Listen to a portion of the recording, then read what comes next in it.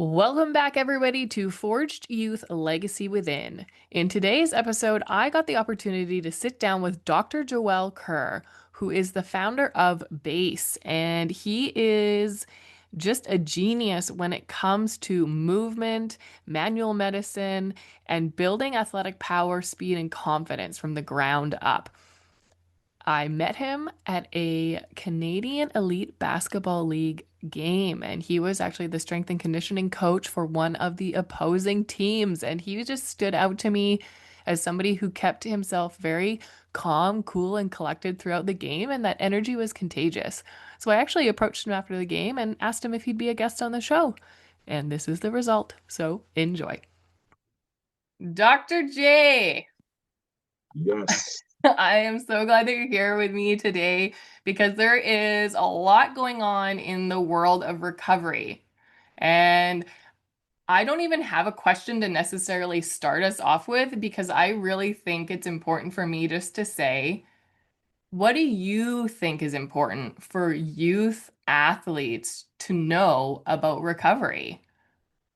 I like the fact that we're starting with such a broad topic that will allow us to branch off into different areas and subtopics. So let me first of all say that the let's look at the student athlete in a triangle prism, okay? And at the top of that triangle has to be the student athlete, okay? And then if you take a line and you bring it all the way down to the left part, you can have the coach as that bottom left corner of the triangle. And on the other side would be obviously the parent, guardian. Okay. You cannot have that student athlete without the two bottom pillars, Mm-hmm. which the student athlete is at the top. And what I like to communicate to parents is just be a parent. Be the best parent that you can be. And I like to call them be the best recovery coach they need to have. And the recovery coach is responsible for a couple of things. Number one, a safe, loving home and environment for them to come home to after practice, after a game. And I'm sure if you're allowing swearing on your show, but a shitty game where they either got physically roughed up or whatever it may be. You know what I mean, right? Yeah. We want the parent to be the emotional coach up. We want them to be like, next game, this is a learning let. Be positive. You don't need to come in and say, man, how come you only scored one goal? Why do you only have 5 rebounds and 12 turnovers? They don't need the stats to be thrown back at them. They know that they didn't play well. Yeah. Right. Number two, in aligns with that safe environment, we just want to make sure that your student athlete is eating food to support their activity. And I know we're going to get into this at some point with regards to nutrition and eating habits and whatnot, but let's just be honest. Everybody knows what is healthy at this stage. You have a fancy phone that you could put in all kind of different ingredients, and it'll tell you exactly how much macros, micros you're getting. So why are we still seeing children coming to school with Pop-Tarts for lunch? Why are children going to fast food joints for lunch when they're supposed to be, quote unquote, aiming to be the best versions of themselves on the field, ice court, whatever it may be? Yeah. And then lastly, coaches that are of the recovery discipline, parents, you got to make sure that your children are getting proper sleep. Like that is the most important aspect of your coaching position as a recovery coach. Parents got to make sure your children are going to sleep at a proper time. The proper time, you look up any research, any Google app, AI, whatever you want to look up, it's anywhere between 8 to 10 hours. Yeah. And also, parents, and you can donate your screens to whoever organizations you want. Your children really should not be having any screens in their room. No TVs, no computers, no iPads, Game Boy, all that stuff. They should be off that at least 1 to 1.5 hours before they go to bed. There's countless amount of research to support this. If you don't want to believe me, you can go ahead and check out Dr. Google, always available with information. But those are the 3 areas that parents need to be the best versions of themselves as the recovery coach. Okay. There's so much to unpack there. I love it. I like that right away out the bat, you gave parents a role, and that role was not dissecting the way that their kid was playing. Absolutely. Because parents, we do that with the best intentions. However, it really is not benefiting the athlete in any way, shape, or form. It And is not. so, yeah. You're being nice by saying that they do it with the best intentions, because most parents don't. And again, I'm not trying to get any hate mail, but let's just be honest. There are far too many adults Hmm. involved with youth sport that is Hmm. ruining youth sport. I agree.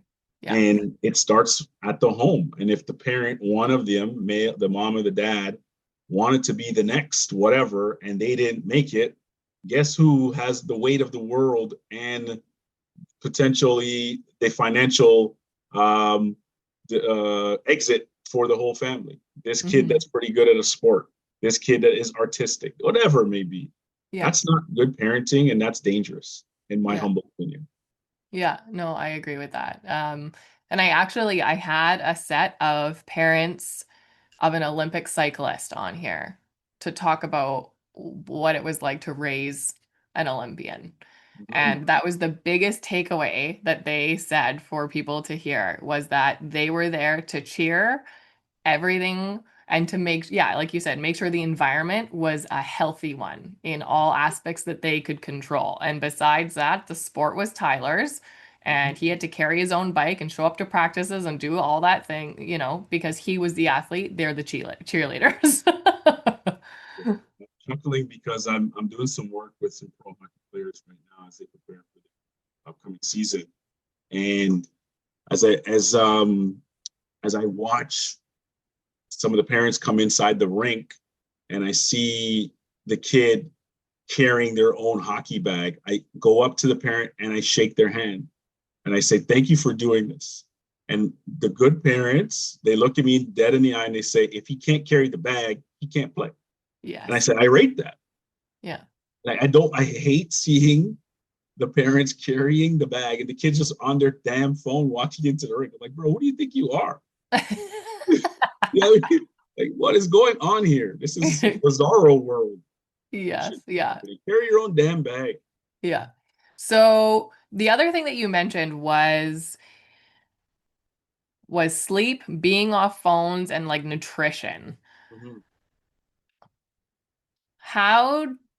What is your suggestion to parents who really, gave their kids phones and then now all this research is coming out about how terrible it is for kids' mental health and like, all of these pieces. How would Yes. you suggest a parent go about limiting that or having it be in a like regulated manner in order to, I don't know, you're not going to keep the peace at that point if the kid wants Yes. their phone. But how would you suggest going about that? Listen, parents, I am our audience, and I have a daughter. She's 15. She is not an elite athlete, not involved with any sport, but is an Olympian with her phone, as they all are.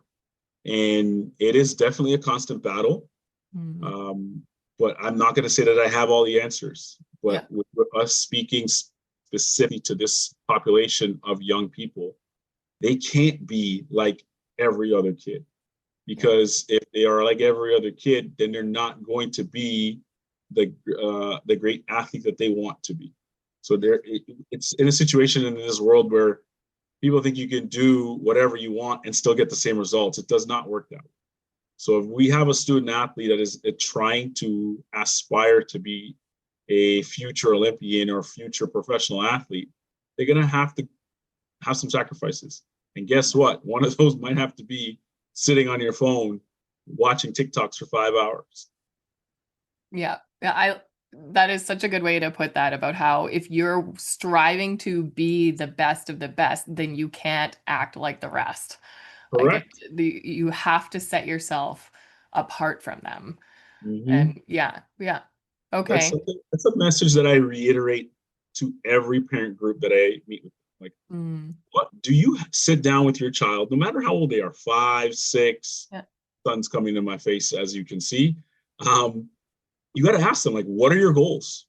What Yeah. do you want to achieve out of this? Yeah. And if the kid says, hey, I just want to have fun, okay, that's great. But if the kid looks at you and says, I want to earn $100,000 scholarship, therefore things have to change. You're Yeah. going to have to make sacrifices. You're Yeah. going to have to miss birthday parties. You're going to have to, you know what I mean? Like there's a series of Yeah. things that need to happen. But if the child is not prepared and does not want to do that, then the parent needs to say, okay, let's find you something else to do. Yeah. Yeah. Right? Yeah. Yeah. That's good. Being able, that's something that I speak about with the athletes actually that I work with. It's okay, what is your goal and what does success look like to you? Correct. Because success looks like something completely different to everybody. And even from athlete playing the sport to the parent of the athlete playing the sport, it can be totally different what success looks like. So in order for, like you said, that triangle, when you are really striving for mastering your skill as an athlete as anything, to be able to have the coach and the parent and the competitor, let's say, on the same team in that pyramid that you explained, then you have to have that open conversation of what success looks like. Okay, so if that is what success looks like, then what are all the micro steps that have to take place in order for you not necessarily to get that, but to become the person who can get that? I love that. I love the key words that I really, I believe you deliberately selected was micro, which means that there are multiple small steps that need to be done, processes, journeys, paths, whatever you want to use in order to get there. And it doesn't necessarily mean that you're going to get the result that you want, but you put in the work, and the work will be able to be transferable to other aspects of your life. Yeah. And that message, maybe 50, 60 years ago, was communicated in a roundabout way. But now, because these young people are so much more exposed to information and access to information, we have to break it down to them like this. We have to have Mhm. conversations with them. They're too intelligent. You can't tell these kids today, yo, just go sit down. And they're like, why? Because I told you to. No, that's not good enough. It doesn't fly like that anymore, man. No, it doesn't fly like that. It's so crazy. They just need to know why, because they can get all the answers on their devices. Just Yeah. Yeah. So let's circle back to recovery because recovery plays such a massive role in those micro steps. Like, yes, for example, I mean, I used to be an elite athlete back in the day, and recovery was just, you had to warm up, you had to stretch, and then afterwards you had to stretch. And then if I was sore, I was supposed to ice something. And yes, it wasn't really explained to me why. There we go, right? There's that generational fucking gap. But so, but it really does play a vital part because I didn't listen. Because Mariel, when I was like 14, my body didn't necessarily feel like it needed to do the warm up and the stretching and all that kind of stuff. But the future Mariel sure could have friggin' used it, right? And so how do we, to all the youth athletes listening right now, how do we put this into a way that they're really going to understand how important those small things are and how that plays out long term? well, I think it should be inserted as an area of study within this thing called school. If Hmm. school and education was taught in a manner where the participants are exposed to practical skills, it would be easily digestible and Hmm. acceptable. So I am running for school principal of the world, and when I do that, I'm just joking. But I I tell will you, vote for you. in all seriousness, I think it needs to start in school. Gym Yeah. class, gym class shouldn't be here's a ball, run around and kick it, or I'm taking it away because the class was disruptive. All these silly tactics that some poor teachers use, teachers that are not Mhm. good at their job, throwing everybody under the bus today. But in all seriousness, I really think that it needs to be in the education system. If we are aiming to make everyone healthy, they need to understand why, they need to understand, and need to know how. And in Hmm. order to be healthy, you've got to realize what type of energy system are you using? What are your goals? Those two things matter, because if you know what your goals are, you will know what energy system you're going to use.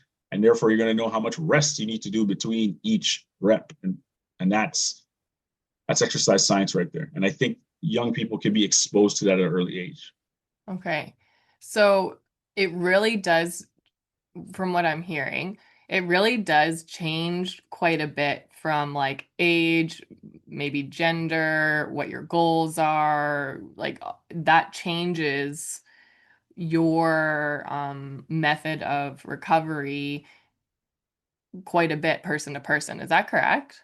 Absolutely, because children, student athletes before puberty, they Hmm. don't really get a chance to develop their bodies the way that an adult or a post-pubescent child will. They Okay. just won't get the same benefits. The only benefit from movement and training and exercise is neurological. But then once they start the process of puberty, then that's when the necessary hormones are available. That's when we're going to have the necessary growth in muscle tissue and bone tissue and all that good stuff. But that doesn't happen until gonads drop and Yeah. eggs are being produced. Yeah.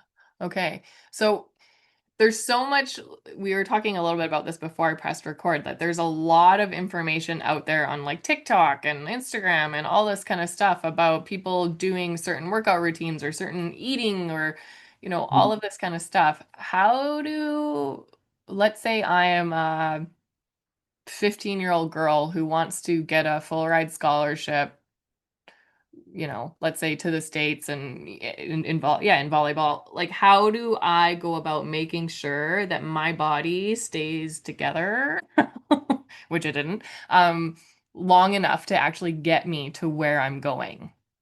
Well, the first thing is back to the parents. We got to make sure that the parents are involved, that they understand what their child is watching. There is a lot of information out there regarding that very topic of eating habits, training habits for a student athlete. And typically, what we see with these videos, with this content, is the end result. Don't see the process, don't see the steps. We may see one part of the body really oiled and glistened up and AI'd up and all kind of stuff up just to make it look really cool. So making sure that our children are not accessing this content and this information to apply to themselves without adult supervision is number one. And then number two, we all need to realize that a lot of the content, a lot of the research for supplements and food, eating habits, and all that stuff is never, ever, ever, ever, ever, ever, ever, ever, ever, ever, ever, ever, ever, how long is the rest of this podcast? Ever, ever, ever done on children. Okay. Never. Okay. So no research, no supplements, no eating habits. None of this stuff is ever done on youth, which tells us that the stuff is not for youth. Okay. Like I don't understand why no one is adding that up. Imagine someone came to you and said, okay, Meryl, I need 20 12-year olds and I'm going to put them in a study and I'm going to separate them from eating. Who's signing your kid? Who's signing your kid off on that? Nobody. Yeah. So let's just be real. Think about it. Don't realize that when the package says tested and proven, it's not on a 12-year-old. It's Yeah. on a broke college student probably that needs a couple of bucks. So like we just need to be smarter. All right. And I Yeah. don't want any parent out there thinking, oh man, I just bought my 24 case of Gatorade and because the commercial said that it's excellent for hydration. I'm not calling you an idiot. I'm just saying you wasted your money. You don't need to give your children that because it's not necessary. They just need to Yeah. eat everything real and often as possible to support their activity. Yeah. So when it comes to repetitive motion, Mm. like, right, when you have, for, I'll keep referring to myself because that's what I can speak of from total experience, Sure. volleyball, right? Like it's my arm swing. So Yes. always my right shoulder, my right arm is just being repetitive, same over and over and over. My serve, like all that kind of stuff. So how do I, as an athlete who has a repetitive motion sport, like how do I make sure that I don't wear that part of my body out or balance it so the other side is still like how does that exactly work? Feel like you're picking all these topics that I've had rants about. Like all these topics and questions are rant material, which I call or just a absolute reflection about enough things. Like this is how we're going to go into this. Okay, so RSIs, everybody, repetitive strain injuries, are tremendously common amongst student athletes. And they're common among student athletes for one reason. One, we already said off the top, there's not a proper recovery system for them. Their eating habits, their sleep habits, their emotional health. Number two, they're playing one damn sport for 12 months out of the year. And I'm looking dead in the camera. If your child is playing hockey for 12 months, January to December, every single year, from 9 to 14, they're not going to the NHL. I'm telling you that right now. I can put anything on it. They're not. They need to do other things, which will allow their body to grow and get stronger equally. So your example of your right shoulder Mhm. being overused with serves and hits and all that good stuff, yes, because you probably were just playing volleyball. And it would have been a good time for you to work on your strength of your body, not just in a swinging the ball down motion, but in a pulling motion, in a Yeah. pushing motion, in a concentric fashion, in an eccentric fashion, in an isometric fashion. Plyometrics, all these fancy terms that I'm using that you probably people are writing down and going to go Google later. It's all designed to just make the body stronger. Okay. Okay? So that's my take on RSIs and sport utilization. I think it's nonsense. It should not be happening. Children should be doing all kinds of activities at all times with their parents' permission. This plays so much into the what is it, buzzword of burnout.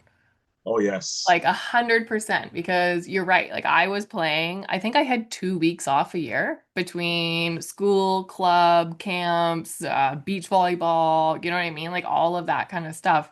And at the time, volleyball was the only sport that my school offered for girls, basketball for boys, volleyball for girls. Oh, you And know, uh, listen, and so I just didn't have an opportunity to play any other sport. But these athletes who come to me in the program that I run, a lot of them are swimmers. Let's take swimmers for an example. And they swim same thing all year round, and they don't have time because they take swimming so seriously to just actually go and have fun and play something else and do something else. And then they lose the joy and their body is tired and then parents are left, wondering and oblivious to the like, well, why? Why is this happening? Quick pause to say thank you. If you're listening right now, you're already a part of something powerful. We're here to help young athletes and their families build grit, resilience, and purpose, and your support makes that possible. Did you know that over half of podcast listeners never hit follow? That one click actually helps us grow, get bigger, and reach more people who need to hear this. So if you're enjoying this episode, please hit follow or subscribe. It's free, it takes a second, and it really does mean the world to us. Now, back to the show. it is not healthy. Mm-hmm. You are literally putting your body in an undue amount of stress, which means you're going to affect certain organs, certain hormones, and you can leave yourself susceptible to serious health issues. Mm-hmm. So none of this is healthy. Yes, we started off thinking that it's not healthy physically for the joint or the body that is involved with the sport and the movement, but then now throw in the fact that your hormones are throwing out cortisol at a high rate. Cortisol. As a 14-year-old, you're going to get effects of that with Mm-hmm. your thyroid, with your bloodstream, with we can just keep going on down the list. Yeah. So it's not healthy on so many different fronts. Okay. So, from your perspective, it is important for athletes to spend time finding joy in other avenues rather than just their sport. And that's for like an all-encompassing health. It's mental, physical, emotional, all of that. And that actually is a big part of recovery, which is not talked about. No, it is not talked about, but I 1000% agree with everything that you just said. Okay. And even with the pros that I work with, when Yeah. we have an off day, I tell them, don't even play video games that have basketballs in. Just go do something else. Yeah. You know what I mean? Like just take your physical, emotional uh, being out of the game that you're playing. Yeah. Learn a new skill. A lot of them, specifically with that team, they started getting into online trading, day trading. That's a whole nother avenue of their brain they are using Yeah. that I applaud them. And they're making some good money. Nice. Add that to it. Yeah. Yeah. It's so interesting that we're talking about recovery and bringing in about how the most important part is to actually like step outside of your sport. It's just something that people are going to be like, what? Like it's going to confuse people because they just haven't heard it before. We're definitely going to have a couple people reach out and say, I don't know if I agree with this, but let me try it and see. But just think about when you were in high school Hmm. and maybe you were just doing volleyball in school. Were you doing as well when you were doing volleyball school and you had maybe a part-time job? Like there's three different areas where you had to focus, which means you needed the time that you were allotting to studying, the time that you allotted to volleyball, time you allotted for work, you were locked in because you couldn't waste any time. So that's the Hmm. same idea or concept that I am saying with regards to this part of recovery. To step Yeah. away from it, give your brain, your nervous system a recovery break. Yeah. Yeah. I love that. I love that we're talking about this. Yes. New information. Um, okay, so let's switch for a minute and talk about post-injury Okay. recovery. Okay. Like, So, yeah. well, I again love your umbrella, broad, open-ended questions because it will just lead to where we can expand upon it. So, first of all, a post-injury, it depends. Are we talking about a post-injury that requires conservative care? Are we talking about post-injury that requires surgical care? Because sad to say, again, going back to a previous topic, there are an increase of RSIs, an increase of stress on these young developing bodies. Hmm. And unfortunately, that means there's going to be an increase of traumatic injuries. Yeah. We're talking about ACL tears. We're talking Yeah. about patellar tendon ruptures. We're talking about fractures, talking about hernias. Like all of these types of injuries, Yeah. we weren't common in youth. They've only become more common in youth now because of the amount of force that the body is being put through. When Right. that same body had a poutine, a chocolate shake, and a Twinkie before practice. So there's not enough fuel in the body to take care of it and allow it to do what it wants to do or needs to do. And then add in the sick, and I'm just going to use the word sick because I think it's sick, that there are some baseball athletes that are actually electing to do a type of surgery for their elbow before the tissue even tears. Oof. So kids are doing Tommy John surgeries, which basically means that they, all their collateral ligament on the inside of the elbow, it Yep. typically tears when you're throwing 80 miles an hour as a 12-year-old Hmm. over 60 or 70 times in a game. So it will tear. So what is happening is that a lot of baseball pitchers, young people, are electing to get this part of their body stitched up surgically stronger before it tears. Like Wow. that alone should tell you everything that is happening with Yeah. regards to post-injury recovery. Like we just I- need to have the right people involved. Because if we have the wrong people involved, this is the type of stuff that happens. Yeah, yeah. Oh, I did not know that about the surgery piece. Like that is, and then that almost brings that brings us back to rather than getting the surgery, what are things that those players could be doing to build those muscles up so that it doesn't or it's less likely to happen? Well, again, going back to the adults that are involved with these teams, you have a pitcher, you have a young man, a young woman that wants to play baseball, that wants to pitch. you have a pitch count. You live by the pitch count. You don't go past the pitch count. You don't teach that athlete certain types of throws until they have skeletally matured, right? Like you don't Yeah. have to throw the ball as hard as possible. And then, of course, you take care of your recovery outside of baseball, your sleep, your eating habits, your Mm-hmm. emotional health. And then you obviously are eating well and you're training your body. Like you're Mm-hmm. training your body concentrically, eccentrically, isometrically. Yeah. You're training your body plyometrically. Now I sound like a robot because I'm saying the same thing, because guess what? It is the same thing. It is the same. Okay. So let's go back to the post-injury recovery and let's pick something that is like let's do a sprained ankle. Like a pretty bad sprained ankle. Like Hmm. what is the best way to heal that as quickly and as long term as possible? Because that's what every athlete wants.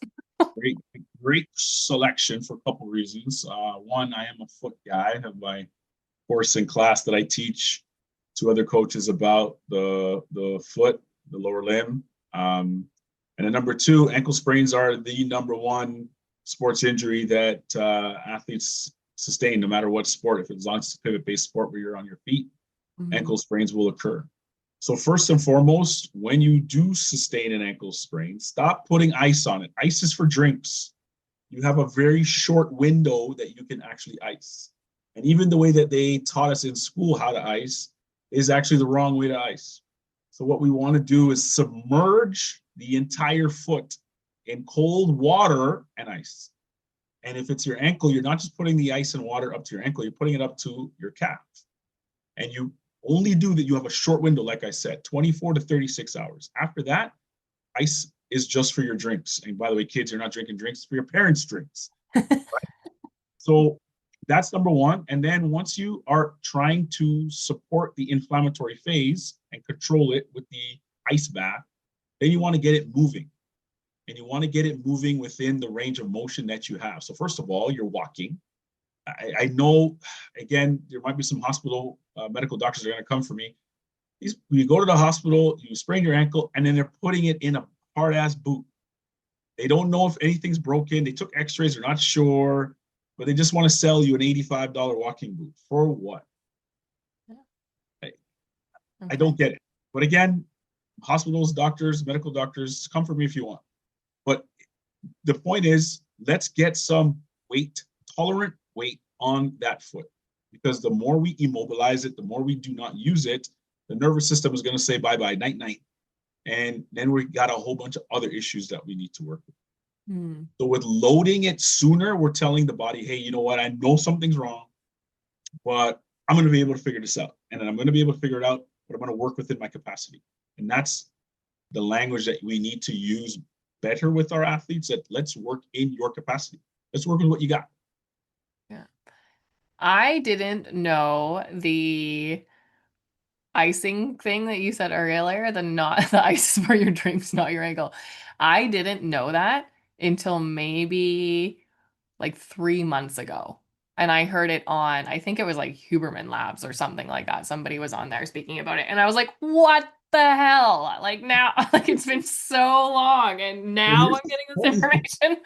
the funny thing with that is the gentleman, I'm pretty sure it was a gentleman, who created that acronym.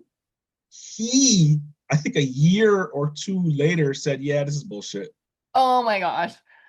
Okay, so this Guys, is this another is so reason why good. it's important to get accurate information, people, so that you're not icing it 20 on, 20 off forever and having it elevated and not putting pressure. Like literally, I was told to do everything that you just told me not to do. Like I said, this is something that has been passed down for years and generations. And within sport, like it's just so superstitious where nobody wants to break code and they just want to follow what was done. I did this 50 years ago and you're going to do it in 75 years from now. It's nonsense. Yeah, So this whole concept of icing, and I'm just going to repeat it one more time, like you yeah. have a 24 to 36-hour window. Once that 36 hours is up since the injury, you do not and should not ice. But within that 24 to 36-hour time frame, ice aggressively, not just putting the ice on top of the ankle. Guys, this is my ankle, not my hand. Not like that. Okay. You're going to put your foot inside a bucket. That's Yeah. going to completely submerge it. What that does is that you also want to be able to minimize the amount of blood flow to all of the arteries. If you just put it on top, you're just going to get the ones on top. Ice is not going to trickle through to the arteries all the way up here and around here and through here. So that's the reason for that ice bath. Okay. Okay. I've got so many tangents I want to go on now. I'm hearing Go, ice go, bath. run, slide, Now jump. I'm hearing ice bath and I'm like, hard turn, ice bath. It's like, because now ice baths are like coming to be like a big thing. And like when it comes to youth athletes, how good are ice baths for youth? That is a great question. And I will be on a professional level, I don't have any research Okay. that indicates that an ice bath is beneficial for youth. Why? Because all of the research is done on adults. We've had this conversation already. No Yeah. one's going to send their 12-year-old child to a lab to allow a scientist to put your child in an ice bath to see what's going to happen to their body. Right. Okay, but then let's take a step back Yeah. and let's say that, okay, what is the benefit of taking an ice bath as an adult?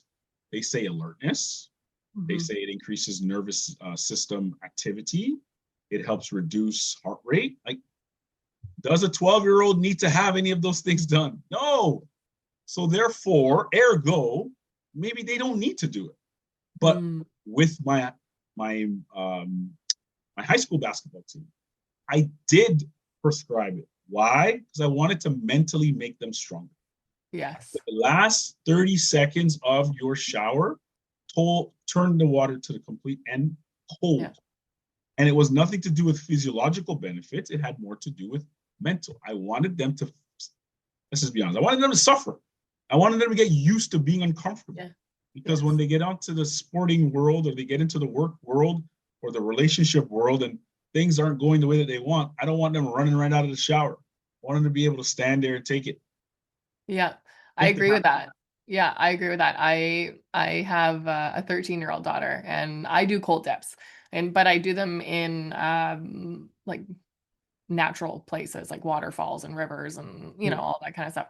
And and I said, well, just come in here. She's like, no, I don't like it. I'm like, yeah, but that's the reason why you should do it. So that you're in an uncomfortable situation and you know that you can just control your breath and you are actually stronger to like when you get out of that, you're mentally stronger. You might be up freezing cold, but you are, yeah, you know yourself that much better. You Yeah. can go there. And you're able to go there and you're able to survive, Yeah. take on the stimulus, the sensory input, and come out of it. And you'll be able to tell somebody else about it. Yeah. And none of this stuff is new, by the way. I'm so anti-trend. I hate it all. I Yeah. hate that people think that this stuff is new. This has been around for centuries amongst all cultures Yeah. around the great continent of Africa, spreading around the world. So this is not new. And I Yeah. love the fact that you said you like going to natural springs because you feel the difference. It's not the Oh, same going into your shower and then going into say a cenote in Mexico. Come on, what are we talking about?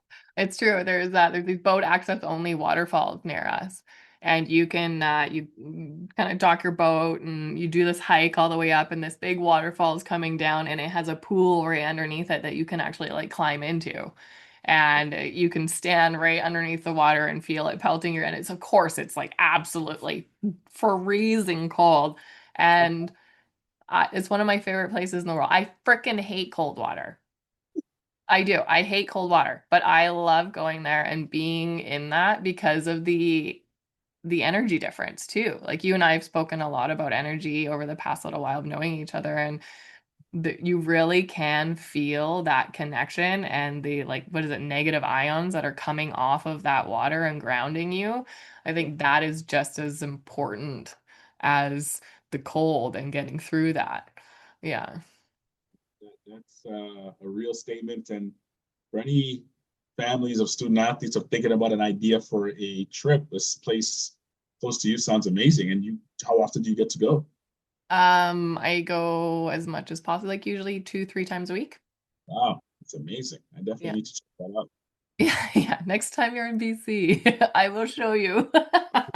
Seriously, seriously. Going to Mexico is a little far. So this is actually, I take that back. Mexico's not that far compared to BC. Probably the same distance. It's a lot cheaper too. Terrible. It is terrible. Oh boy. Okay, so time is flying, and I do want to see. I feel like we've actually covered a couple of the questions that my athletes were wanting me to talk to you about, but just to make sure. Okay, so one of them wanted to know how much rest is actually enough for my body to recover and still get better because I worry about falling behind. So we did kind of talk about this, but let's do it again. It's up 8 to 10 hours. That is what is recommended. And I'll send you this image that I like sending to my student athletes. If you feel like you're getting 8 and you're still tired and you want to have a nap throughout the day, naps are good. Naps are great. However, the time, the amount of time that you have a nap has to be specific to your activity and the timing of your activity cannot be longer than 20 minutes. Once you get past 20 minutes, it's not a nap. You're going to be zoned out. You're going to Mhm. find yourself into deeper sleep. And that's not good on competition day. Yeah. I played provincial team volleyball and we would have 2 or 3 a day practices and they would have carved out nap time every day for us. We stayed in the dorm rooms of some college and used their gym and cafeteria and all that kind of stuff. And it would be like we would get up in the morning, have breakfast, go train, have lunch, have a nap, go train, have it and the naps were 20 minutes. It was they gave us about half an hour because people don't fall asleep quickly or you get 10 minutes to kind of fall asleep. But yeah, I remember that being like a really important piece for them was no, you need to nap 20 minutes so that we get that energy back and you're resting that body.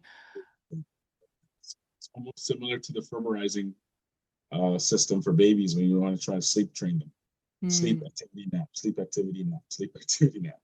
Yes, yeah. Okay, let's see. Second question. What these are we've totally I love that. We've covered these, but it's good.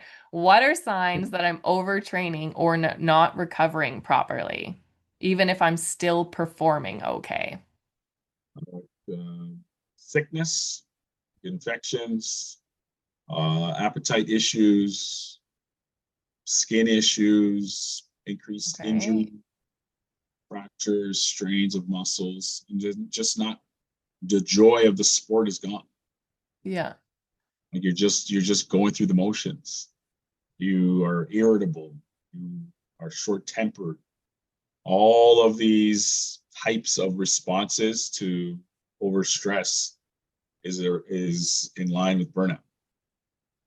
I really appreciate how you brought in other, like the removing of the joy again, your lack of appetite, skin issues. That's an interesting one that I never thought of. Absolutely. You're gonna have an increase of cortisol and other types of hormones that are going to affect your overall distribution of other hormones, increased glucose within the body, you Hmm. even put on weight. So there's so many different areas that can occur from this. Okay. Yeah. This is not one of the questions, but I remember my coaches saying to like go home and eat a banana so you're not sore. Mhm. How much merit is in that? And is that really what we should be doing? That yes and no. Half truth. The belief is that when you are participating in exercise, you're going to be using certain minerals, magnesium, potassium, calcium. So the thought is bananas have lots of potassium. You will use it for a major component of physiological function for muscle contractions, as well as magnesium and calcium. Calcium is actually the bigger one. So that's where that comes from. Okay. But hydration with water and protein, like those are one, two. That's what should be really consumed, and carbs after a training session. Yeah. Okay. Third question. Are there specific recovery tools that really work Or is most of what I see on social media a hype? Most recovery tools are all hype on social media, henceforth why it's on social media. The best, are we ready? I will tell you the best recovery tool. Get your markers, pencils, iPads. The best recovery tool, system, protocol is, are you ready? Drum roll, please. Sleep. Um, Sleep. Hands down, bar down. I am a manual medicine clinician. I provide therapy, neurofunctional acupuncture as a chiro. Sleep trumps my hands. wow. I sell supplements, I sell vitamins. Sleep trumps that. Your little massage gun, brrr, sleep beats that too. I feel bad that I said the word Trump twice. My apologies. But it's better than that. Sleep is better than is the best recovery tool known on this face of the earth. And you know why it is amazing? Because I you was just think gonna ask. about it, it's still present. Mm. It has not been removed from evolution. Things that are useless quite easily gets removed from our progression as humans. There's some people that are more morning people. There's some people more night people. You got to think in the tribe back in the day, those people who were morning people, they were the ones getting up to protect the tribe. The guys who stayed up at night and the women who stayed up at night, they were the night owls. Yeah. Some people are just naturally born that way. But as student athletes, you don't have the option. You need to get your 8 to 10. Let's get it Yeah. in. Now, is that partly because when we're sleeping, it's giving our body full focus on that recovery and that healing? We're not needing to we're not doing anything else. We're literally just being still, and our body's like, oh yeah, and here I go. And it can just get to work and do all the repair. Absolutely. And the most important area that needs the repair is our brain. Mm. Think about two conditions that rob our brain function: Parkinson's, Alzheimer's. Yeah. Both of those conditions, if you look into the research, they are two specific proteins that are heavily ingrained in the tissue that decide to start breaking down the tissue. They increase the free radicals in the tissue. They cause strokes within the tissue. All of these are that happen naturally because the brain takes up about 20% of oxygen, 20% of blood flow, and a good amount of glucose. There's going to be waste. So that waste needs to be removed from the brain. Guess when the best time for it is to get done? When you Like, sleep. yeah. And Okay. that's why sleep is so important. So if anybody in your family has Alzheimer's or has Parkinson's and they're staying up watching all the late night comedians make fun of different kind of politicians, they should be going to sleep. They Mm. need to get that sleep. If you have that condition in your family, you've got to clean that up. I recognize that how important sleep is now for myself. I used to be able to get away with 6 hours, 5 hours, but Yeah. now I'm slowly feeling that it's slowing me down. Yeah. So this is Yeah. something that like North America, our sleep hygiene is nonsense. It's Terrible. terrible. Yeah. It's Yeah. really, really bad. That is an epidemic that nobody talks about. Yeah, I agree. I even as when I was playing in university, I would be getting like 4 or 5 hours of sleep and then going and playing ball and doing all that. I have no way, not sustainable at all. And now people make fun of me and say I'm the oldest young person that they know because I'm like, okay, I gotta go. Bye. It's my bedtime. It's like 9:30. But it's true because I know that now I'm not necessarily trying to master my craft when it comes to sport, but I'm trying to master my craft, which is my life. And in order to do that, I need to show up with clarity and I need to have my energy and I need all of these things. And I know that that doesn't happen if I get less than 8 hours of sleep. I feel it hard. Sadly, you may feel it harder later on in life. Hmm. Like if we're really thinking about what we all should be aspiring for, it shouldn't be to have 1 million views for this podcast, which would be amazing, by the way, everybody. But is it to have 7 figures in your bank account? Because you could have all of those things, and in the last 10 years of your life, you're sick. Yeah. Yeah. and you're not in, you're in and out of the hospital. You're taking rows of pills, and like that's not living. Like your No. 7 figures, your 1 million podcast views, that shit ain't gonna help you when you're not feeling well in your last 10 years of life. So it Yeah. really is about longevity. And I know young people that are listening to 14, between 14 and 24-year-olds, you're not thinking about it. Yeah. But you just think about it in terms of the longevity of your sport career. You Yeah. need to do the things that need to be done on a daily basis to extend your ability to play your sport longer. Because if you don't, it's going to be short-lived. And Mm-hmm. back in my day, it used to be making fun of people that said, man, I was really good when I was in grade school. Bro, that was like 40, 30 plus years ago. That's a highlight of your life. And that piece just tied into what we talked about in the very beginning of the recording with the outcome and the process goals, right? And like taking your sleep seriously, staying off the screen an hour and a half before sleep, making sure you're eating properly. All of those pieces are those micro steps that happen in order for you to become the person who gets to the Olympics or becomes the person who can be the oldest player in their sport because their body's still going because they took care of themselves, like whatever that looks like, right? Those what you do today is setting up yourself for tomorrow and for the day after and for the day after. And so if your goal isn't to, win in the next 24 seconds, it's the future. So what are you doing today for your future? How are you taking care of yourself for your future? Love it. Yeah.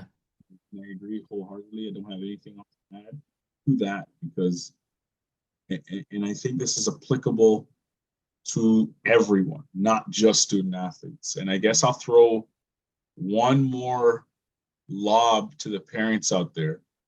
And this one really irks me. This is a irk for me, or ick, I think the young people call it now, is when the parent is telling the child to get the 8, 10 hours, to eat well, to exercise, and they ain't doing shit. Like, how? What are you talking about? These kids will look at you and they might add a couple adjectives and say, yo, bro, that's you ain't doing this. How are you gonna tell me to do this? And when I had my clinical space, part of our approach, our business model was you get the student athlete in, and then we start talking to the parents. And we say, okay, the parent is your child is here doing this. I have a massage therapist for you. I have a trainer for you. You can't, oh, I'm so busy. I'm so busy. I'm so busy. Bro, you were just sitting on your phone going through the stuff, Yeah. being a zombie. Put that down. Come and do a 1-2 push-up. Lift up this weight a couple times. Run, whatever. Yeah. So that is a message to the parents. You cannot be telling your children to be a healthier version of themselves when you are nowhere near that. Mm. And that's it. And it's an embarrassment. It's an embarrassment to the kid. Mm-hmm. It is 1,000% an embarrassment to the child. Your child will never say it to you because they love you because you're their parent. But your child is going to look at other adults and be like, yo, how come my dad's not like, how come my mom doesn't do this? How come they can't go for a little jog with me? How come they can't do 10 push-ups? Mm-hmm. Hey, what are we doing? Yeah. Yeah. I love that. Oh, there's been so many good things in this podcast, Dr. J. Have we missed anything before we finish it up? No, I think actually the last thing that I could throw in there with that triangle, if we take the student athlete out of the peak Yep. and we put him or her in the middle, and then we put in a clinician, Mm. a coach, and that's how you really create the student athlete triad of success. That's what I call it. But everybody has to be on the same page. Mm-hmm. Have to make sure that everyone's goals align and values align. We can't have the clinician thinking, man, if it wasn't for me, this kid wouldn't be where he or she is at. And then Mm-hmm. we can't have the parent undermining the sport coach and the clinician having the kid do 200 push-ups and 200 bench press before he or she goes to bed. And then Mhm. we can't have the coach who is thinking that he's God's gift to the sport and that he or she needs to do everything that is being told. So Yeah. that is the triad. And then Yeah. obviously the student athlete in the middle has to be the one to say, okay, this is my dream, this is my goal. I need you guys to support me. And the way that I want you to support me, parent, recovery coach, clinician, take care of my body, Yeah. sport coach, teach me Yeah. the sport, give me the edge, strength Yes. coach with the clinician, all of that.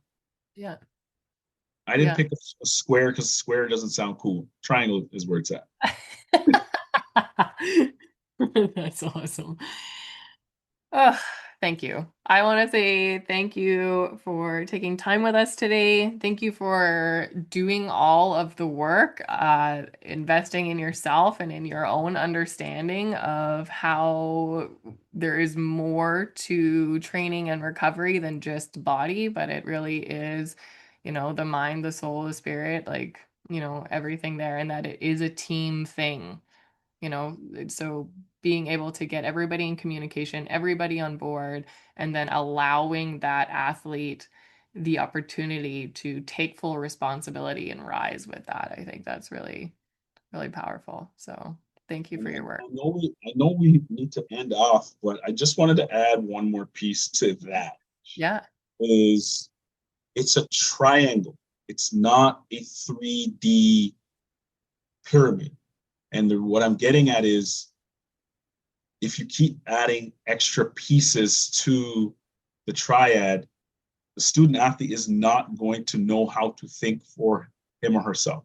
And I Mm, think that is where we're getting into a lot of trouble where with the early specialization, you got a stick handling coach, a skating coach, a checking coach, a wrist shooting coach, a slap shoot. Like, what the heck? yeah. So if this athlete is on the ice and something that one of these adults presented to them to do doesn't align exactly with the way that they have been exposed to, the kid crumbles, Mm, blames others, and there's no understanding of how to adapt. There's no resiliency. And I think that's a huge part of youth sports is teaching kids how to lose. yeah. And again, we're not going to get into it, but like ribbons for fifth and sixth and seventh and eighth and 12th place. Like, what are we talking about? Cut it out.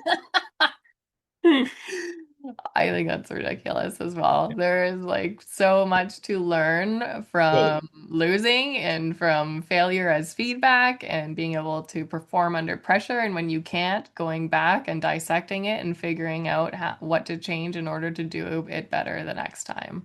absolutely. 100%. Absolutely. Thank you so much. I had that point that I wanted to bring up because that's something I notice even with my daughter. When something goes wrong, it's like Mm, the world is coming to an end. And I'm just like, bro, you gotta just take a moment and figure out how to yeah. correct this. Start with yourself first. How are you communicating? How are you showing up? Yeah. Can't Yeah. blame everybody else, nor can you think that the world's gonna come to an end because it didn't go your way. Yes. Yeah. All Oh, right. that's a whole other podcast. Yeah. Yes. That's so good. Oh man. Okay, so until next time, everybody train your mind, build your grit, and forge your legacy. You've been listening to Forged Youth. New episodes drop every week, so if this hits home for you, throw us a follow and subscribe. Forged Youth, where resilience is trained.